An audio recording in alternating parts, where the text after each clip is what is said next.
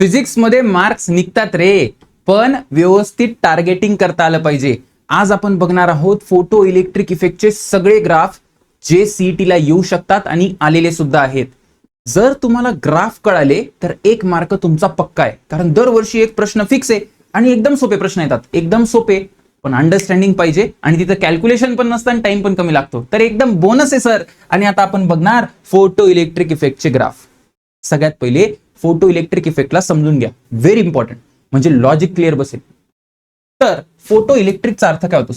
Photo म्हणजे बेटा light, electric म्हणजे करंट, म्हणजे लाईटमुळे प्रोड्यूस होणारा current is called as a photo electric current or photo electric effect. Sir असं कसं होतं? लाईट म्हणजे असते काय असते सर? लाईट म्हणजे असतात नंबर ऑफ फोटॉन्स. इथे पार्टिकल नेचर आपण स्टडी करतोय, ठीक आहे. लाईटला तुम्ही असं इमॅजिन करा की असे खूप सारे पॅकेट्स आहेत, खूप सारे पॅकेट्स आहेत म्हणजे खूप सारे फोटॉन्स आहेत, आणि एका फोटॉनच्या एनर्जीला आपण म्हणतो h इंटू एफ. काय म्हणतो सर आपण? h into F, where F is what? Frequency. ठीक आहे, ठीक आहे सर. तर आता हा जो लाईट आहे हा येऊन स्ट्राईक करतो किंवा फोटॉन स्ट्राईक करतात कुठे सर? एका मेटल प्लेटला. एका मेटल प्लेट, त्या मेटल प्लेटला मी कॅथोड म्हणतो किंवा एमिटर पण म्हणू शकतो. मेटलची एक खासियत आहे की मेटलकडे खूप सारे फ्री इलेक्ट्रॉन असतात. फ्री म्हणजे लूजली बाउंडेड इलेक्ट्रॉन असतात न्यूक्लियसला. ते electron they are just ready to escape from the metal. फक्त बाहेरून कोणीतरी एनर्जी देणारा पाहिजे. आणि बाहेरून कोण एनर्जी देतं? सर हा लाईट एनर्जी देतो. तर ती मिनिमम एनर्जी, ज्या एनर्जीला हे इलेक्ट्रॉन बाहेर पडतील, कोणाच्या बाहेर पडतील सर? मेटलच्या बाहेर पडतील, त्याला आपण म्हणतो work function. This is called as a work function. तो जोपर्यंत फोटॉनची एनर्जी कमी आहे वर्क फंक्शन पेक्षा, तोपर्यंत फोटो इलेक्ट्रिक इफेक्ट होणार नाही, म्हणजे फोटो करंट 0. ठीक आहे, इलेक्ट्रॉन बाहेर पडणार नाही. पण जेव्हा ही एनर्जी मोठी होते, या थ्रेशोल्ड एनर्जी मोठी होते वर्क फंक्शन पेक्षा, तेव्हा फोटो इलेक्ट्रिक इफेक्ट होतो. ठीक आहे. तर ती मिनिमम फ्रिक्वेन्सी ज्या फ्रिक्वेन्सीला फोटो इलेक्ट्रिक इफेक्ट होतो त्याला आपण म्हणतो थ्रेशोल्ड फ्रिक्वेन्सी. इथपर्यंत क्लिअर आहे? क्लिअर आहे सर. आता ही इक्वेशन तुम्हाला माहिती पाहिजे.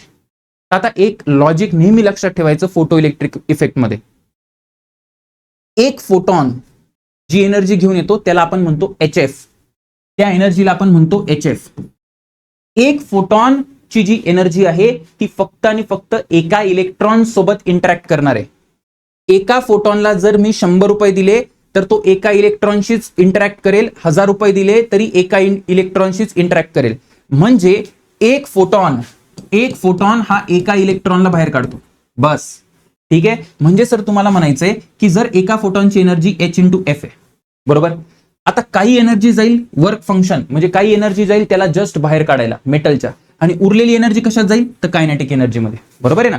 5 रुपये मी घेऊन आलो, 3 रुपये घराच्या बाहेर यायला लागतायत, तर 2 रुपये बाहेर पडायला लागतायत, म्हणजे कायनेटिक एनर्जी. राईट, पहिली इक्वेशन क्लिअर आहे.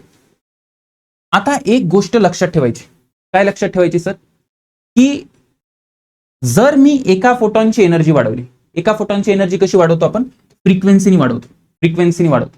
जर मी फ्रिक्वेन्सी वाढवली तर एका फोटॉनची एनर्जी वाढली. एका फोटॉनची जर एनर्जी वाढली तर एक फोटॉन काय करेल?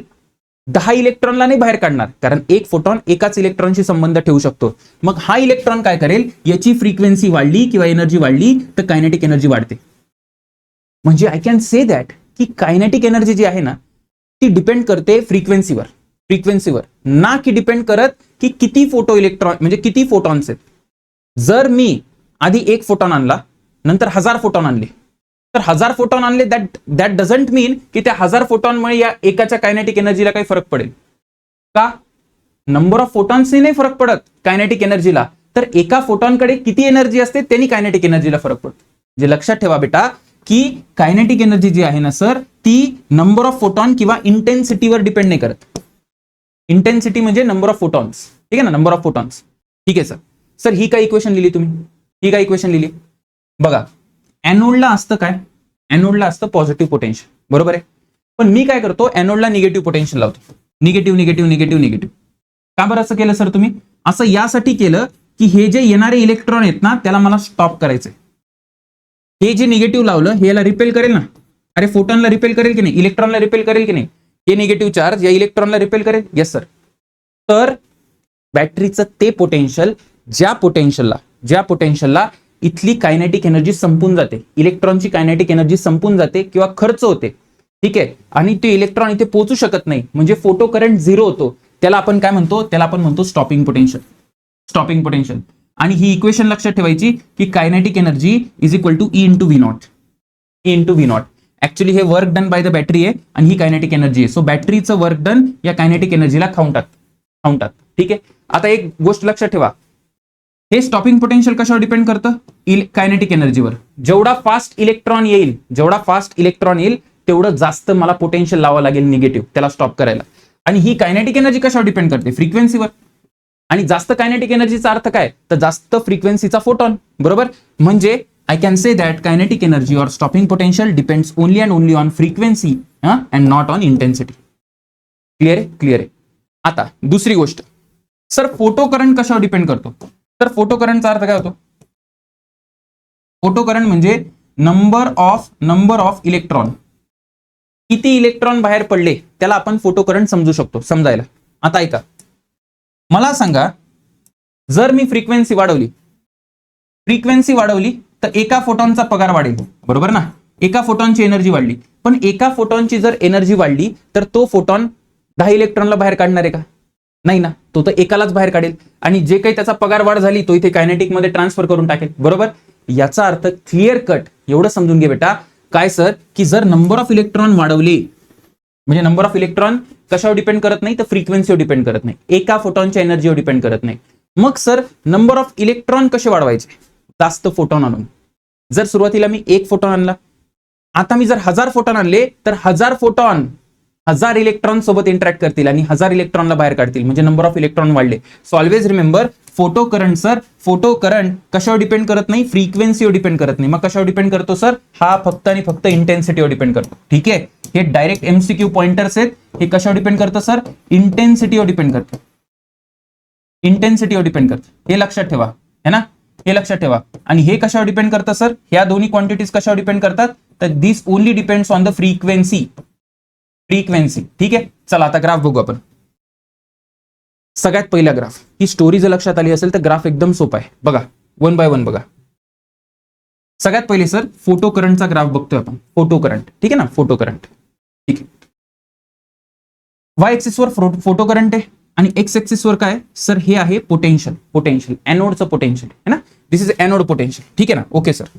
आता जर तुम्ही बघितलं तर एक गोष्ट लक्षात ठेवायची, काय लक्षात ठेवायची सर, हे लक्षात ठेवा की येणारा जो एक पोटेन्शियल आहे, ज्या पोटेन्शियलला फोटो करंट 0 होतो त्याला आपण काय म्हणतो, स्टॉपिंग पोटेन्शियल. बरोबर आहे, स्टॉपिंग पोटेन्शियल. हे दिसतंय का तुम्हाला, हे -V0, हे स्टॉपिंग पोटेन्शियल. ठीक आहे सर. आणि जसं जसं मी आता पोटेन्शियल पॉझिटिव्ह करतो, हे निगेटिव्ह होतं ना, पण आता हळूहळू पॉझिटिव्ह करतोय, तर फोटो करंट जिवंत होतोय. बघा, हा फोटो करंट जिवंत झाला. आधी फोटो करंट 0 करून टाकला आपण निगेटिव्ह लावून, आता हळूहळू फोटो करंट जिवंत झाला. तर आपली अपेक्षा काय, की आपण जसं हळूहळू पोटेन्शियल पॉझिटिव्ह करत जाऊ, हे निगेटिव्ह होतं ना, आता कमी निगेटिव्ह, तर फोटो करंट वाढायला लागला. मग आपल्याला वाटतं की अरे वा, जितकं जास्त पोटेन्शियल वाढलं, जेवढं जास्त पोटेन्शियल वाढलं, एनोडचं पोटेन्शियल कुठे सर, एनोडचं पोटेन्शियल, जेवढं जास्त एनोडचं पोटेन्शियल वाढलं तेवढं जास्त इलेक्ट्रॉन बाहेर येतील असं आपल्याला वाटतं. पण असं होत नाही रियालिटीमध्ये. ते सॅच्युरेशन इफेक्टमुळे होतं, सॅच्युरेशन इफेक्ट. तर लक्षात ठेवायचं की एका लेवल नंतर जेव्हा तुम्ही एनोड पोटेन्शियल वाढवता तेव्हा फोटो करंटला काही फरक पडत नाही, तो कॉन्स्टंट होऊन जातो. This is called as a saturation current. याला काय म्हणायचं सर आपण, सॅच्युरेशन करंट. तुम्हाला ग्राफ क्लिअर झाला, एकदम क्लिअर झाला sir, no problem at all. ठीक आहे ना, नो प्रॉब्लेम ॲट ऑल. आता इकडे बघा, हा कसला ग्राफ आहे, हा ग्राफ आहे फोटो करंट वर्सेस इंटेन्सिटी. ठीक आहे, फोटो करंट वर्सेस इंटेन्सिटी. तर फोटो करंट इंटेन्सिटीवर डिपेंड करतो का, येस. फोटो करंट म्हणजे number of photo electrons emitted, जेवढे फोटॉन मी आणेल, म्हणजे इंटेन्सिटी म्हणजे नंबर ऑफ फोटॉन, जेवढे फोटॉन मी आणेल तेवढा जास्त आपला फोटो करंट आहे. सो हे डायरेक्टली प्रोपोर्शनल असतं, लक्षात ठेवा. ठीक आहे ना, जेवढी जास्त इंटेन्सिटी, आय म्हणजे काय सर, इथे आय म्हणजे आहे बाळा इंटेन्सिटी, जेवढी जास्त इंटेन्सिटी तेवढा जास्त फोटो करंट. सर इंटेन्सिटी म्हणजे नंबर ऑफ फोटॉन्स, जेवढे फोटॉन आणाल तेवढे इलेक्ट्रॉन बाहेर पडतील, डायरेक्टली प्रोपोर्शनल. नेक्स्ट ग्राफ बघा, नेक्स्ट ग्राफ काय, नेक्स्ट ग्राफ कसला आहे सर, नेक्स्ट ग्राफ आता हा महत्वाचा आहे. हा परत एकदा एनोड पोटेन्शियल वर्सेस फोटो करंटचा आहे. पण आता इथे लक्षात ठेवा, इथे बघा, हे जे 3 ग्राफ दिलेत तुम्हाला, 3 ग्राफ दिलेत, ठीक आहे ना, 3 ग्राफ. या तिन्ही ग्राफसाठी स्टॉपिंग पोटेन्शियल सेम आहे. Stopping potential same. Stopping potential same आहे म्हणजे आठवा, स्टॉपिंग पोटेन्शियल कशावर डिपेंड करायचं, ओनली ऑन फ्रिक्वेन्सी. जर स्टॉपिंग पोटेन्शियल सेम आहे तर फ्रिक्वेन्सी पण सेम आहे, बरोबर आहे ना. येस सर, जर स्टॉपिंग पोटेन्शियल सेम आहे तर फ्रिक्वेन्सी पण सेम आहे, म्हणजे मी म्हणू शकतो की या तिघांची फ्रिक्वेन्सी इक्वल असेल. अरे हो की नाही, या तिघांची फ्रिक्वेन्सी काय असेल, सेम असेल. पण आता बघा इंटेन्सिटी कोणाची जास्त आहे, इंटेन्सिटी हा सॅच्युरेशन करंट कोणाचा जास्त आहे. आता मला एक गोष्ट सांगा फक्त आधी, सॅच्युरेशन करंट बघा, हा I1 I2 I3 हे काय सर, ही इंटेन्सिटी बेटा, इंटेन्सिटी. आणि इकडे सॅच्युरेशन करंट दिसायला लागला. कोणाचा सॅच्युरेशन करंट जास्त आहे सर, I3. त्याच्यानंतर कोणाचा आहे सर, I2. त्याच्यानंतर कोणाचा आहे सर, I1. याचा अर्थ असा होतो की सगळ्यात जास्त ज्याचा सॅच्युरेशन करंट आहे त्याची इंटेन्सिटी असते सर, कारण saturation current only depends on intensity. म्हणजे मी म्हणू शकतो की सगळ्यात मोठा I3 असेल, म्हणजे I3 ची इंटेन्सिटी सगळ्यात जास्त, मग I2 मग I1. अरे ठीक आहे, हे लक्षात ठेवा. जिथं सॅच्युरेशन करंट जास्त तिथे इंटेन्सिटी जास्त, जिथे स्टॉपिंग पोटेन्शियल जास्त तिथे फ्रिक्वेन्सी जास्त. ठीक आहे, ओके सर. नेक्स्ट ग्राफ बघा सर, हा कसा ग्राफ आहे. आता याच्यामध्ये बघा सॅच्युरेशन करंट सेम आहे. जर सॅच्युरेशन करंट सेम आहे तर मी डोळे बंद करून म्हणू शकतो की इंटेन्सिटी इक्वल पाहिजे. Saturation current depends only on intensity, बरोबर आहे. म्हणजे सॅच्युरेशन करंट सेम आहे तर इंटेन्सिटी सेम आहे. येस सर, एकदम बरोबर, आम्हाला पटलेलं आहे. स्टॉपिंग पोटेन्शियल कोणाचं जास्त आहे, सर स्टॉपिंग पोटेन्शियल जर 3चं असते, 3चं असते है ना, जेवढा ग्राफ मागे जाईल तेवढं स्टॉपिंग पोटेन्शियल जास्त. तर या 3चं जास्त आहे, मग 2 मग 1, निगेटिव्हला इग्नोर करा, मी मॅग्निट्यूड म्हणतोय स्टॉपिंग पोटेन्शियलचं, बरोबर आहे. ओके सर, याचा अर्थ 3चं जर जास्त असेल तर 3ची फ्रिक्वेन्सी जास्त असेल, कारण stopping potential is directly proportional to frequency. सांगितलं होतं सरने. याचा अर्थ असा म्हणू शकतो की V3 किंवा ही न्यू3, न्यू म्हणजे फ्रिक्वेन्सी ना, न्यू3 इज ग्रेटर दॅन न्यू2 इज ग्रेटर दॅन न्यू1. हे डायरेक्ट विचारेल सीईटी तुम्हाला. ग्राफ लक्षात ठेवा आणि लॉजिक लक्षात ठेवा, ठीक आहे ना. लॉजिक लक्षात ठेवा. त्याच्यानंतर व्हेरी इम्पॉर्टंट दरवर्षी प्रश्न येतो. हे कसले सर, हे कायनेटिक एनर्जी मॅक्सिमम. आठवा फोटो इलेक्ट्रिकची इक्वेशन काय होती आपल्याकडे सर, ती इक्वेशन तुम्ही लिहून दिलेली की HF इज इक्वल टू होते sir KE max plus five not, अशीच काहीतरी इक्वेशन होती. मला जर KE मॅक्स पाहिजे असेल तर या फाय नॉटला इकडे घेऊन दे. बघा KE मॅक्सला मी लिहू शकतो KE max is equal to HF minus phi naught, पण याला प्लस मायनस फाय नॉट लिहिलं, मायनस आतमध्ये घेतला. सांगेल का बरं, मला ग्राफ पाहिजे. कसला ग्राफ पाहिजे सर, फ्रिक्वेन्सी. एक्स ऍक्सिस वर आहे फ्रिक्वेन्सी आणि वाय ऍक्सिस वर काय, मॅक्सिमम कायनेटिक एनर्जी. तर कायनेटिक एनर्जी ही फ्रिक्वेन्सी कशी डिपेंड करते हे तुम्हाला बघायचं. तुम्ही सांगितलं होतं सर फ्रिक्वेन्सी वाढली की कायनेटिक एनर्जी वाढते, पण त्या ग्राफचे डिटेल्स लागतील आपल्याला. कसं, तर कायनेटिक एनर्जीला मी वाय ऍक्सिस वर घेतलं म्हणजे हा वाय झाला, ठीक आहे. HF मध्ये बघा frequency is on Y axis, हे म्यू म्हणजे फ्रिक्वेन्सी आहे, ठीक आहे ना, ही फ्रिक्वेन्सी आहे, म्हणजे हा एक्स झाला. सर एच म्हणजे काय सर, स्लोप, हा स्लोप झाला, बरोबर आहे. प्लस सी म्हणजे हे काय सर, ही वाय इंटरसेप्ट आहे, वाय इंटरसेप्ट. इथं वाय इंटरसेप्ट बघा, ही वाय इंटरसेप्ट, ठीक आहे. आता एक गोष्ट लक्षात ठेवा, ही स्ट्रेट लाईन येते, सर याची एक्स इंटरसेप्ट काय येईल, याची एक्स इंटरसेप्ट असते phi naught upon h. Sir x इंटरसेप्टचा अर्थ काय, एक्स इंटरसेप्ट म्हणजे जेव्हा कायनेटिक एनर्जी 0 असेल, वाय 0 आहे तेव्हा एक्स इंटरसेप्ट. कायनेटिक एनर्जी कधी 0 असेल, कायनेटिक एनर्जी तेव्हा 0 असेल जेव्हा फ्रिक्वेन्सी किती असेल, फाय नॉट अपॉन एच, बरोबर आहे. हा ओके सर.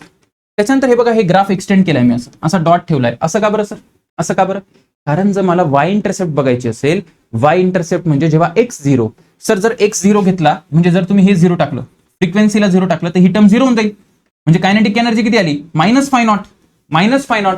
पण सर कायनेटिक एनर्जी कधी निगेटिव्ह नसते. येस, कधी निगेटिव्ह नसते. मॅथमॅटिकली हे ट्रू आहे, पण फिजिक्स मध्ये ट्रू नाहीये, म्हणून मी याला एक्सटेंड केले. दाखवताना मी दाखवलंय की याचा वाय इंटरसेप्ट फाय नॉट आहे, मायनस फाय नॉट आहे बरं का, पण हे खाली आहे म्हणून मी फक्त फाय नॉट त्याची लेंथ लिहिली. Are you getting it? Yes sir.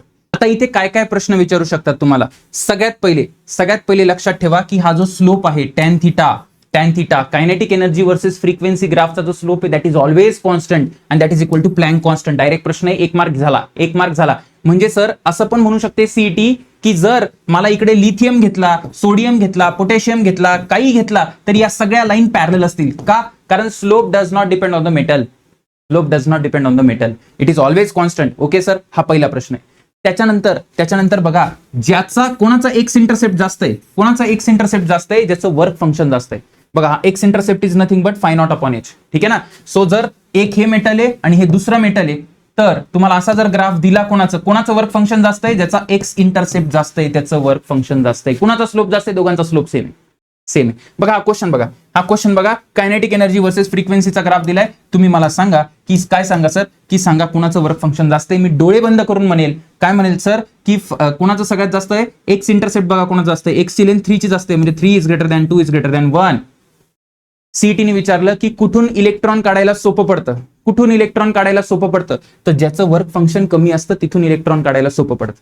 अरे एव्हरीथिंग इज इझी यार, everything is easy. Okay sir, आता बघ, आता आपल्याला स्टॉपिंग पोटेन्शियल वर्सेस फ्रिक्वेन्सी बघायचं आहे. याच्या आधी काय बघितला, कायनेटिक एनर्जी वर्सेस फ्रिक्वेन्सी. त्याच्या आधी काय बघितला सर, फोटो करंट बघितला होता आपण, फोटो करंट इंटेन्सिटी बघितला, फोटो करंट एनोड पोटेन्शियल बघितला. एकदम सुंदर, मजा यायला लागली सर. आता स्टॉपिंग पोटेन्शियलचं तुम्हाला इक्वेशन माहिती आहे, काय इक्वेशन आहे सर, स्टॉपिंग पोटेन्शियल बघा, स्टॉपिंग पोटेन्शियल काय होतं, केई मॅक्स इज इक्वल टू होतं ई इंटू व्ही नॉट. बरोबर, तर मी केई मॅक्स जागी जर ई व्ही नॉट टाकलं, इथे जर मी ई व्ही नॉट टाकलं तर तीच इक्वेशन आली जी मगाशी आली, फक्त हा ई खाली डिव्हिजनला जातो. Are you getting it? म्हणजे परत एकदा स्टॉपिंग पोटेन्शियल आलं सर वाय एक्सिस वर, इथे वाय, इथे स्लोप काय, स्लोप सांगतो, त्याच्या आधी एक्स काय सर, एक्स म्हणजे फ्रिक्वेन्सी. बघा एक्स एक्सिस वर फ्रिक्वेन्सी, ठीक आहे ना सर, एक्स एक्सिस वर फ्रिक्वेन्सी, एकदम बरोबर.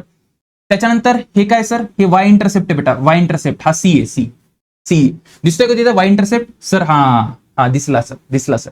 ठीक आहे, आता बघा इथे मी डायरेक्ट इथे एक्सटेंड केलं नाही का सर, कारण बेटा याचा वाय इंटरसेप्ट किंवा ही स्टॉपिंग पोटेन्शियल निगेटिव्ह राहू शकतं, काही प्रॉब्लेम नाही. Stopping potential can be negative, right ना, ठीक आहे सर, ते पोटेन्शियल निगेटिव्ह असतं. ठीक, आता दुसरं काय, दुसरी गोष्ट अशी आहे, एक गोष्ट लक्षात ठेवा की इथला जो स्लोप येतो किती आहे sir, H upon E. Slope किती बेटा, एच अपॉन ई, म्हणजे इथे पण स्लोप कॉन्स्टंट आहे. म्हणजे स्टॉपिंग पोटेन्शियल वर्सेस फ्रिक्वेन्सीच्या ग्राफमध्ये पण स्लोप कॉन्स्टंट आहे, ते मेटलवर डिपेंड करत नाही. ठीक आहे, परत एक्स इंटरसेप्ट कोणाचा जास्त, एक्स इंटरसेप्ट त्याचा जास्त ज्याचं वर्क फंक्शन जास्त. एकदम सोपं आहे, इथे एक इंटरसेप्ट हा येतो फाय नॉट बाय एच, आणि वाय इंटरसेप्ट किती आहे sir, phi naught by E, आणि स्लोप किती आहे sir, H upon E. Direct प्रश्न येतात. ठीक आहे, बघा जर हे कोणी विचारलं आणि मला जर विचारलं की स्टॉपिंग पोटेन्शियल वर्सेस फ्रिक्वेन्सीचा ग्राफ आहे, सांगा मला वर्क फंक्शनचं रिलेशन काय, तर मी डायरेक्ट म्हणेल ज्याचा एक्स इंटरसेप्ट जास्त त्याचं वर्क फंक्शन जास्त, म्हणजे φ3 ग्रेटर दॅन φ2 ग्रेटर दॅन φ1.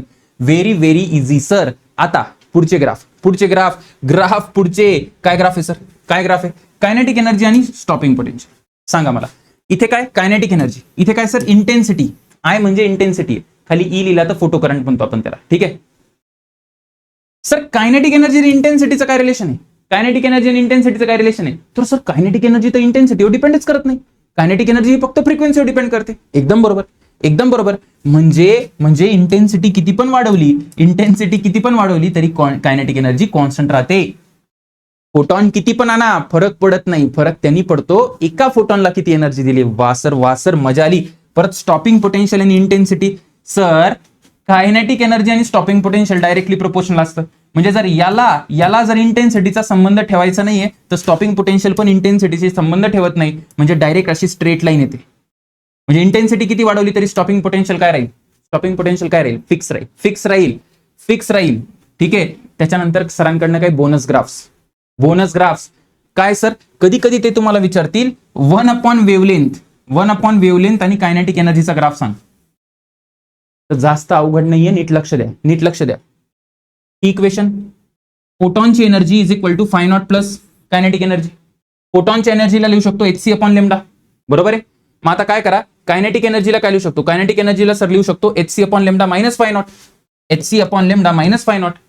याला अरेंज केलं तर तुम्हाला दिसेल कायनेटिक एनर्जी म्हणजे y. ठीक आहे, त्याच्यानंतर सर हे hc म्हणजे hc ला जाऊ द्या, सध्या आधी 1 अपॉन लेमडा बघा, 1 अपॉन लेमडा म्हणजे x, इकडे x ला घेतलाय ना 1 अपॉन लेमडा. ठीक आहे सर c म्हणजे काय, c म्हणजे y इंटरसेप्ट, तो दाखवला नाही. ठीक आहे, आणि सर स्लोप म्हणजे काय, hc. ठीक आहे, अच्छा एक गोष्ट लक्षात ठेवा, सीईटी तुम्हाला विचारेल या ग्राफमध्ये जर वर्क फंक्शन वाढवलं तर ग्राफ कुठे जाईल, इकडे जाईल का इकडे जाईल. सर वर्क फंक्शन वाढवलं तर एक्स इंटरसेप्ट वाढतो, म्हणजे ग्राफ इकडे जाईल, व्हेरी गुड बेटा, व्हेरी गुड, मजा आली तुला.